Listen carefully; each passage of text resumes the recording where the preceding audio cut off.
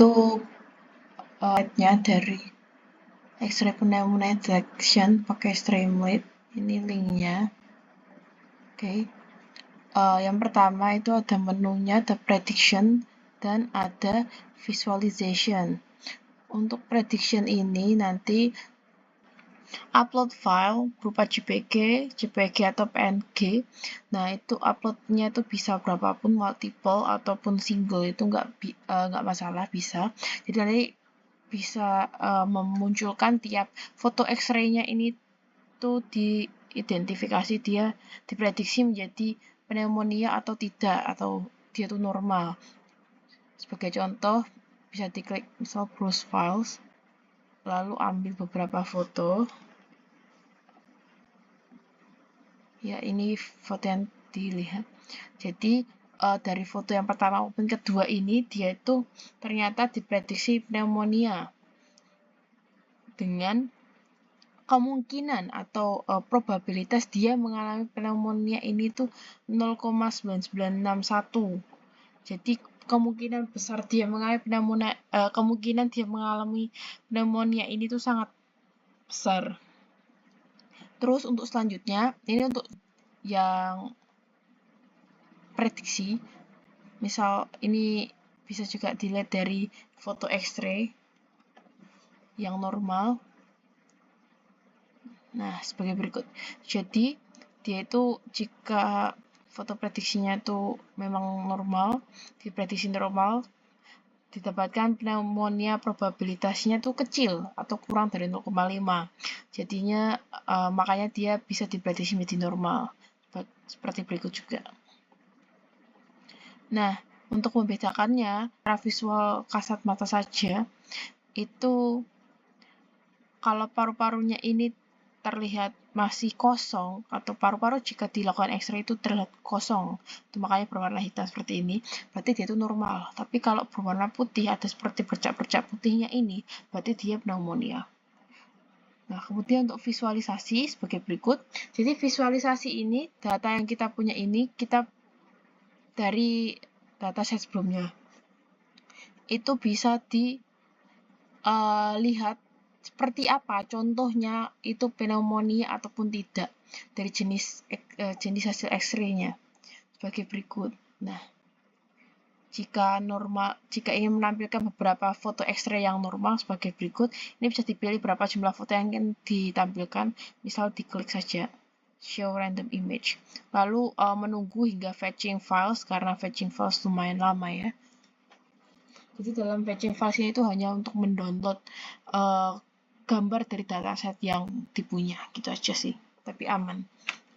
Nah, jika fetching file selesai, maka bisa dilihat ini contoh beberapa gambar yang dia itu normal, jadi tidak mengalami pneumonia.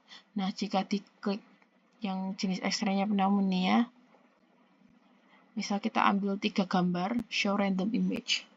Tunggu lagi sampai fetching file selesai, seperti berikut. Jadi ini contoh beberapa X-ray paru-paru mengalami pneumonia. Setiap kali kita klik show random image, maka gambar yang akan muncul itu akan dirandom kembali dari gambar-gambar yang ada. Nah, seperti berikut.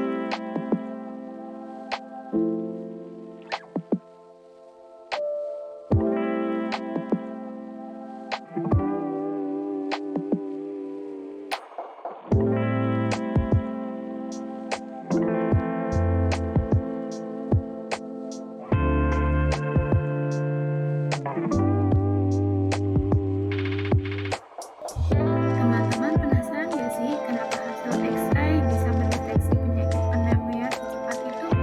Biar nggak penasaran, yuk dengarkan penjelasan berikut ini. Jadi, salah satu metode yang digunakan dalam melakukan pengenalan dan juga klasifikasi pada data gambar berupa foto X-ray menggunakan metode Convolutional Neural Network atau CNN, yang merupakan salah satu kelas dari deep learning. Metode ini dapat digunakan dalam pengenalan wajah, analisis dokumen, klasifikasi video, dan masih banyak lagi. Jika kalian masih bertanya-tanya terkait cara kerja dari CNN, berikut akan kami berikan penjelasan singkatnya. Yang pertama yaitu input gambar. Pada tahap ini, gambar akan dibaca dalam bentuk matriks 3 dimensi seperti tinggi, lebar, dan juga saluran warna seperti RGB. Yang kedua yaitu convolutional layer. Pada tahap ini menerapkan kernel atau filter pada gambar untuk melakukan deteksi garis, tepi, dan juga pola tekstur, di mana hasilnya berupa feature map. Yang ketiga yaitu activation function. Pada tahap ini, fungsi ini dapat mengubah semua nilai negatif menjadi 0 sehingga dapat membantu model menangkap pola nonlinear. Tahap keempat yaitu polling layer. Pada tahap ini dapat mengurangi dimensi pada feature map. Tahap kelima yaitu fully connected layer.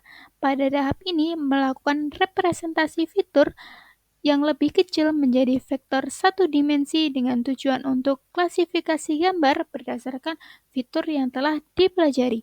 Yang terakhir yaitu output, di mana pada tahap ini menunjukkan bahwa gambar tersebut memberikan hasil pneumonia atau bukan pneumonia.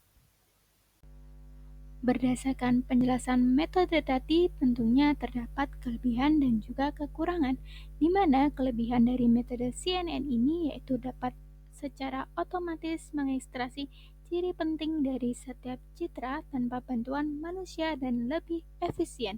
Dengan kekurangan membutuhkan banyak data dan waktu serta overfitting. Berdasarkan hasil analisis menggunakan metode CNN, dengan data training sebanyak 4.099 data dan juga data testing sebanyak 1.757 dengan perbandingan 70:30 menghasilkan akurasi sebesar 93%. Di mana hal tersebut menunjukkan bahwa metode CNN sangat bagus dalam mengklasifikasikan penyakit pneumonia berdasarkan data gambar X-ray. Nah, meskipun kita sudah tahu metode yang tepat dan juga akurat dalam mendeteksi pneumonia, maka kita juga harus tetap menjaga kesehatan agar terhindar